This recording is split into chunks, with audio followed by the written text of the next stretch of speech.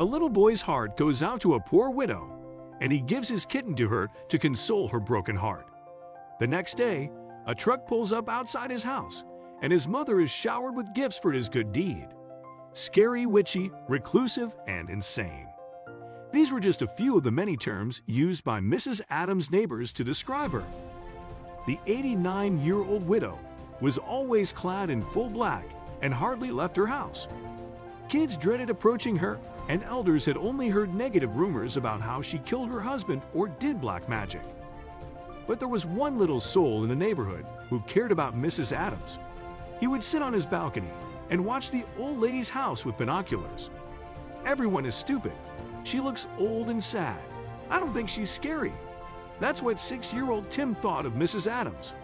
His mother, Laura, was a single mom, and she worked 3 jobs to provide for them. Money was scarce, but Tim's heart was filled with love and kindness. He was only 6, but his tiny brain worked like Sherlock Holmes, and after following Mrs. Adams for a week, he knew everything about her whereabouts. He'd noticed her peering outside her house through her living room drapes and how she enjoyed eating oranges on her balcony.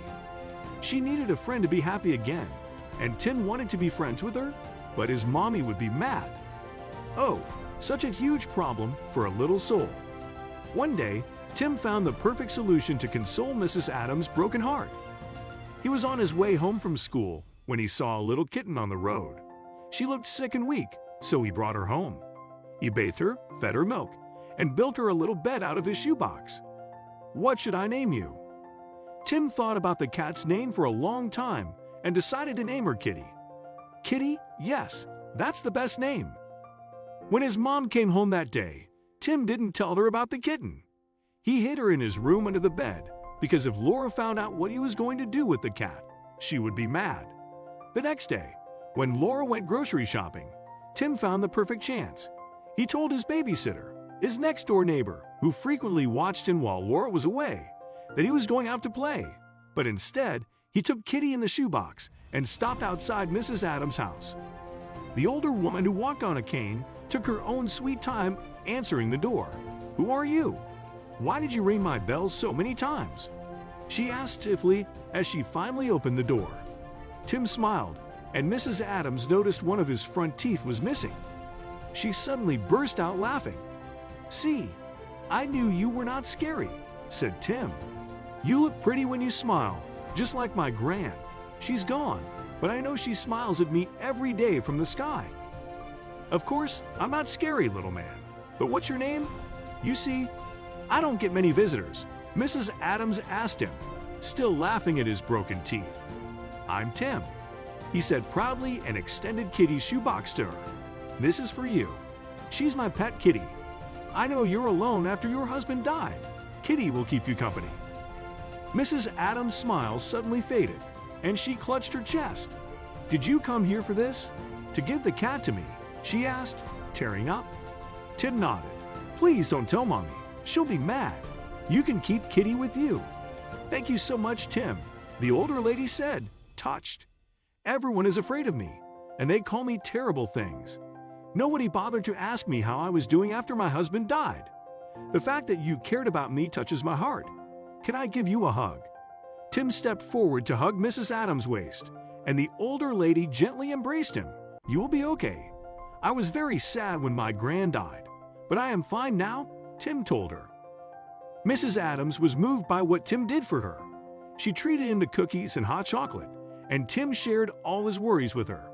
He told her how Laura worked 3 jobs, and he hasn't enrolled in school because they didn't have enough money for his school supplies and fees. "Kindness never goes unrewarded, Tim," Mrs. Adams told him. "It doesn't matter whether it's something huge or small, it always comes back to you." The next day was a Sunday, and Tim was playing in his front yard when a truck pulled over outside his house. 2 men got down, retrieved several colorfully wrapped boxes, and piled them on Tim's front porch. "Who are you? Why did you bring us so many boxes?" Tim asked as he dashed up to the men. "It's for your mother, kid," one of the men answered. "Have a good day," and they walked away. Tim ran up to his mom. Mom, someone sent us gifts." "What? Who would send this?" Laura was shocked. Then her attention was drawn to a note atop one of the boxes. "Your little child has a heart of gold. Please don't be mad at him. He helped me, and I wanted to do something for him. Please accept this with gratitude. With love, your neighbor, Mrs. Adams." "Honey, did you meet Mrs. Adams? She's the one who sent us this." Oh well, out of fear, Tim blurted everything out, including how he had found Kitty. "I'm sorry, Mommy. I will not do this again." But Laura wasn't mad. She was proud of her little son. "You did a great thing, Tim. I'm not mad at you. I wanted to reach out to Mrs. Adams as well, but I was scared. I'm proud of you, honey."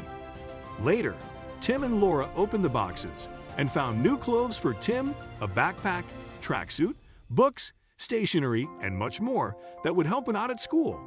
It was Mrs. Adams' way of saying thank you to Tim for his help and to Laura for raising her son right.